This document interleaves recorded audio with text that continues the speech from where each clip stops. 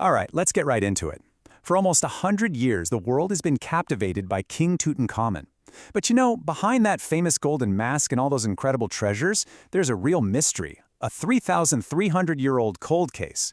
So today, we're going to open that file and use modern forensics to try and figure out what really happened to the boy king. And really, it all boils down to two huge questions that have stumped experts for decades, right? How did he actually die, and just how old was he? I mean, the answers have been sealed up with him for thousands of years, but now, finally, technology is starting to give us some real clues. So let's take a look at our victim, Tutankhamun. He was just a kid, really, a teenager when he died. And he wasn't just any kid. He was the last heir of this incredibly powerful dynasty that had ruled Egypt for centuries. His death? It was literally the end of an era. And ever since his tomb was discovered, the rumors have been flying. The most extreme, and let's be honest, the most exciting possibility, murder. Now, to really get a grip on this case, we've got to go all the way back to the beginning, to the very first detective on the scene, if you will. I'm talking about the British archaeologist Howard Carter, the guy who kicked off the whole investigation way back in 1922. So imagine this. After years of just digging in the hot desert sun with absolutely nothing to show for it, Carter basically hits the jackpot.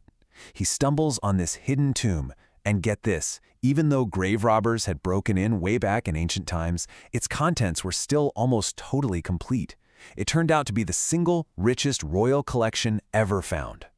And what they found inside, well, it's just fascinating. I mean, of course, you have the jaw-dropping treasures meant for the afterlife, right? The solid gold artifacts, that incredible mask we all know. But he was also buried with his everyday stuff, things he'd actually want to use. We're talking board games, a bronze razor, even his linen undergarments, and cases of food and wine. It's this amazing personal glimpse into a life that was cut way too short. But here's the thing. All of that gold, all of that amazing treasure, it actually created a huge problem for the investigation.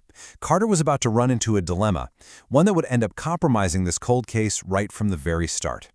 See, when Carter's team finally got to the mummy itself, they hit a major snag. The ritual resins, these sacred oils that were poured all over the body, had hardened over the millennia. They'd basically turned into a kind of superglue, cementing King Tut to the bottom of his solid gold coffin. He was stuck. I mean, really, really stuck. Carter even wrote about it in his notes. He said, no amount of legitimate force could move them. So that left him with this massive question, and you can almost feel his frustration when you read it. He just asks, what was to be done? And look, Carter tried everything he could think of. He dragged the coffin out into the blazing Egyptian sun, hoping the heat, we're talking almost 150 degrees Fahrenheit, would loosen the resin. But nothing budged. So in the end, he felt like he had no other choice. His men had to literally chisel the mummy out. They ended up severing almost every major joint and even removed his head. Just like that, the most important piece of evidence in our cold case was badly damaged from the get-go. And for decades, that was pretty much it. The damaged mummy just lay there in its tomb. But then, technology started to change. It began to catch up with history. And finally, science was about to enter the investigation in a big way. And you can see just how long this case went cold. I mean, after Carter's discovery in 22, more than 40 years went by before anyone really took another serious look.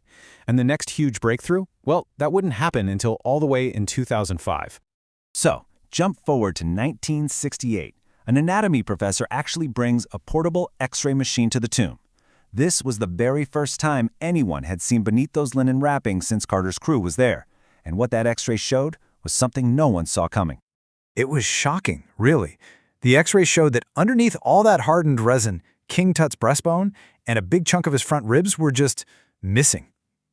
So what did that mean? Was this just more damage from Carter's chisels? Or was this the clue they'd been looking for, evidence of a massive fatal injury? All of a sudden, the whole mystery got a lot deeper. And this moment really shows you how much the science of archaeology had changed. Think about it. We went from being all about the treasure to being focused on the tiny details of life and death. We moved from hacking away with chisels to using non-invasive medical tech. The goal wasn't just about finding gold anymore. It was about finding answers. Which brings us to a really pivotal day, January 5th, 2005. A team of scientists shows up in the Valley of the Kings with a portable CT scanner. They were about to perform what was essentially a 21st century virtual autopsy on the most famous mummy in the entire world. So what exactly is a CT scan? Well, think of it this way.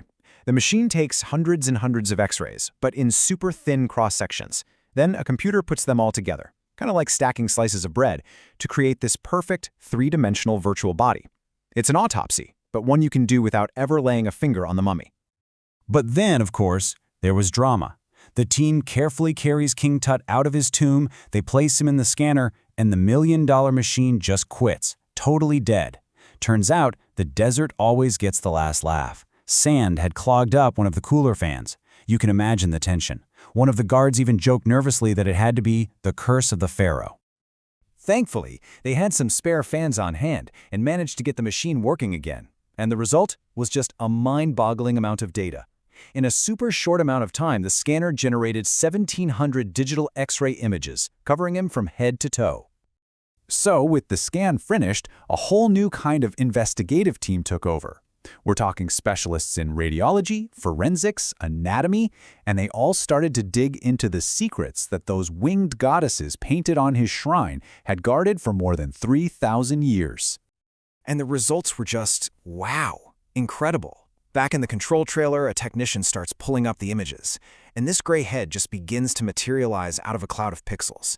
They could see his neck vertebrae as clearly as if it were a textbook diagram. They got these perfect views of his ribcage, even a cross-section of his skull. It was all there, in this kind of eerie, perfect detail. You can only imagine the relief for Zahi Hawass, who was the head of Egypt's antiquities at the time. He was apparently terrified something would go wrong. After seeing that the images were perfect and the mummy was safe, he just smiled and said, "I didn't sleep last night, not for a second. I was so worried. But now I think I will go and sleep." So, after 100 years of searching and chiseling and scanning, what's the verdict? Well, for the first time, that CT scan gave us some real, concrete answers. But as we'll see, every answer just leads to more questions. The technology absolutely brings us closer than ever before. We now know that the popular mirror theory, a blow to the head, is likely off the table. But the scan also revealed other things, like a badly fractured leg, which might have led to a fatal infection. So while one door closes, another one opens. The story is definitely far from over. And that's really the amazing part. The leap from Howard Carter's chisel to a modern CT scanner is just enormous, right? It makes you wonder, what comes next?